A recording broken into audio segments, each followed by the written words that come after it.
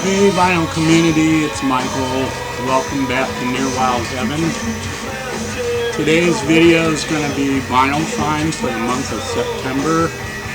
And what's playing in the background right now, this is the Nomads, Outburst. Really good garage rock from Sweden, I believe. But yeah, really good stuff. This is on a label called What Goes On, but really good stuff. If you like garage rock with a little bit of psych to it, this is pretty good. And check it out if you don't know about it. The Nomads, Outburst. So, like I said, today's video, vinyl finds for the month of September. Some of this stuff I got online, and some of it I got at local record stores. There are even a couple in here that I got at a flea market. So, to begin with, we got Def Leppard, Hysteria. This is from 1987. Really good hard rock. Everybody knows Def Leppard. It's kind of weird. I've been finding these.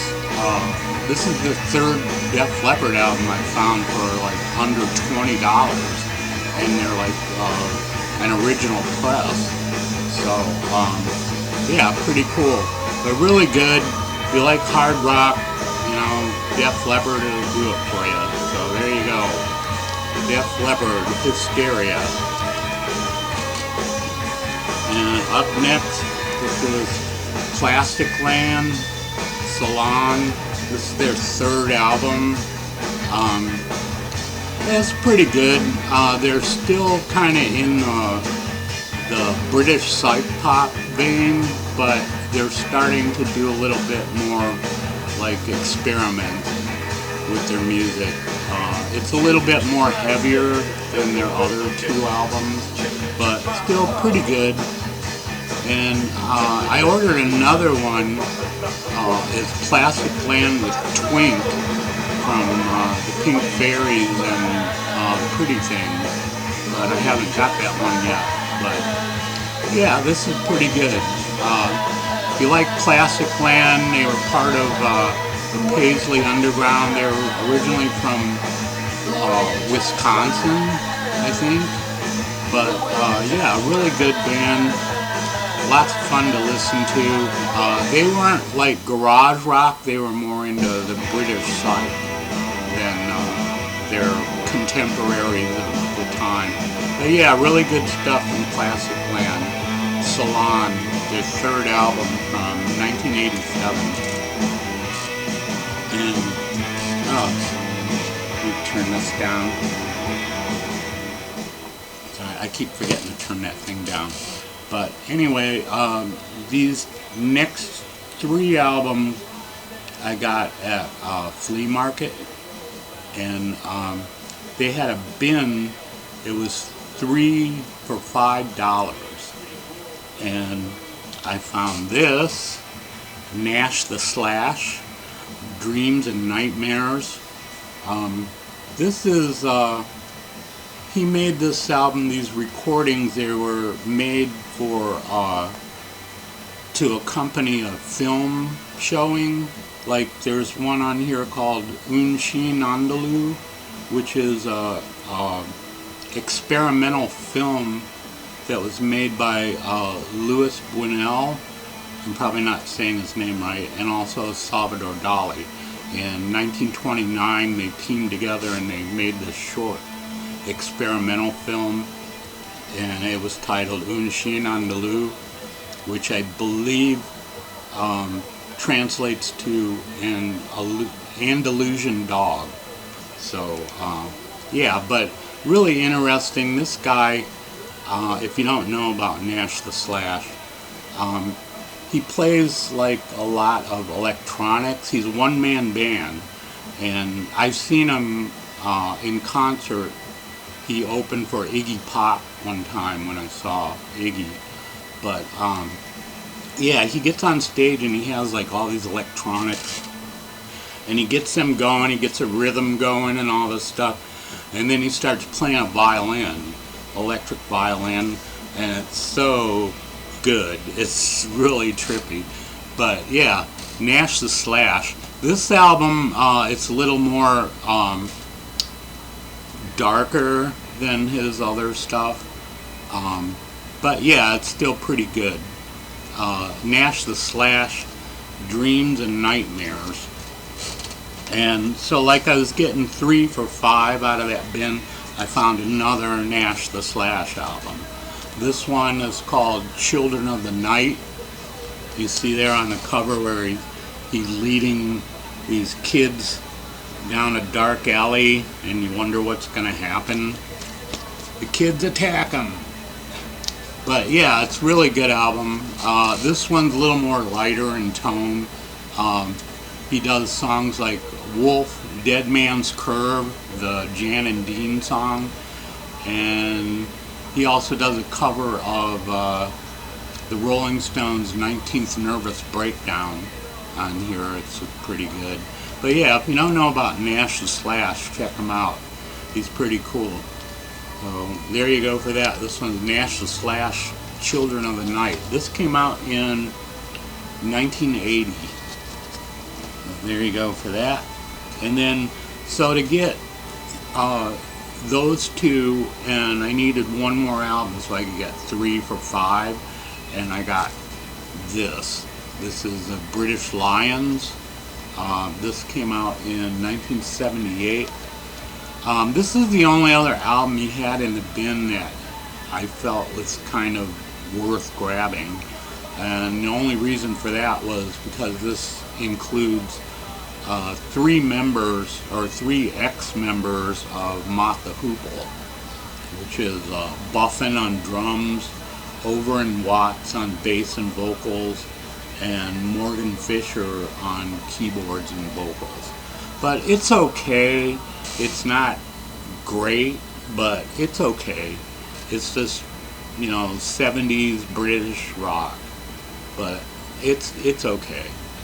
But like I said, I grabbed it so I could get the 2 Nash the Slash albums for a good deal for 3 for $5. So up next we got this is Man or Astroman. This is called EVIAC, and it's subtitled Operational Index and Reference Guide, including other modern computational devices. But yeah, typically good, just what you'd expect from Man or Astroman. Lots of surf guitar with sci-fi themes to the songs, even like audio clips from sci-fi movies and stuff like that. But yeah, it's pretty good. I really like this band. This album, this is one of their later albums. This came out in 1999, and there's another album came out after this, I believe, maybe like 2000. Those two are pretty easy to find, but their earlier stuff, there's just no way. You might be able to find them on CD, but on vinyl, unless you want to pay $50 to $75 for them, you know. So, but I'm not going to be doing that. But anyway, it was nice to get a hold of one of their available albums. But really good stuff from Man or Astroman. And up next, this is the Alan Baum.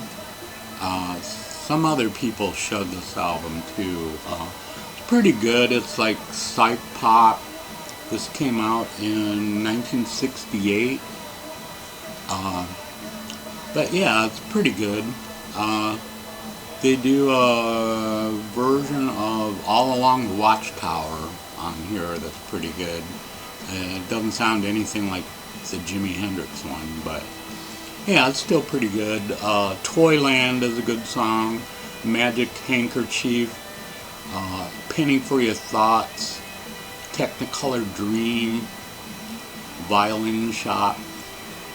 My Girl, The Month of May. But yeah, pretty good stuff. Like I said, just like British psych pop a little bit. But yeah, pretty good. Alan Bone, the Alan Bone. And up next, this is the Groundhogs. Thank Christ for the Bomb. This is from, I think, 1969. But yeah, pretty good. Blues rock, British blues rock. I have another copy of this. I think I might have even shown it a while back. But that copy was like a newer reissue from the last couple of years. This is an original I found in a local record store. It was only like $15, so yeah, it was pretty cool. And on the Liberty label there, but really good stuff. If you like hard electric blues rock, this is a pretty good album to check out. The Groundhogs, Thank Christ for the Bomb. And up next, this is the 3 o'clock. What is the name of this? Oh, Ever After is the name of it. This came out in 1986, but pretty good. I kind of prefer their earlier stuff before this one.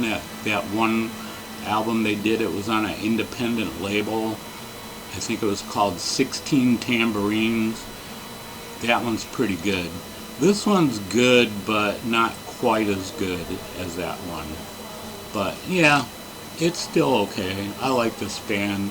Part of the Paisley Underground in the 80s, along with Dream Syndicate and Bangles and the Go-Go's and all them. But yeah, pretty good. The 3 o'clock, Ever After from 1986. And up next, this is Magazine After the Fact. This is a compilation of, I believe, of their singles. It's got songs on it like Shot by Both Sides, Rhythm of Cruelty, My Mind Ain't So Open, The Light Pours Out of Me, About the Weather. Yeah, it's like a couple songs from each of their albums, their previous albums. I think this was released after they had broke up. It's from 1982. So, yeah, pretty good stuff. If you like Magazine, the band with Howard Devoto, check this out. It's really good. Magazine After the Fact.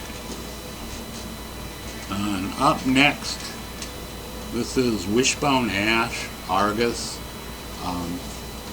I have a copy of this, and it's a newer pressing from like maybe 10 years ago. This one's an original. It's kind of the same deal as with the Groundhogs album. You know, I already had a copy that was like a newer reissue, and then I find an original, but much rather have the original. And I only paid, I don't know if you can see that there, I only paid $5.99 for it.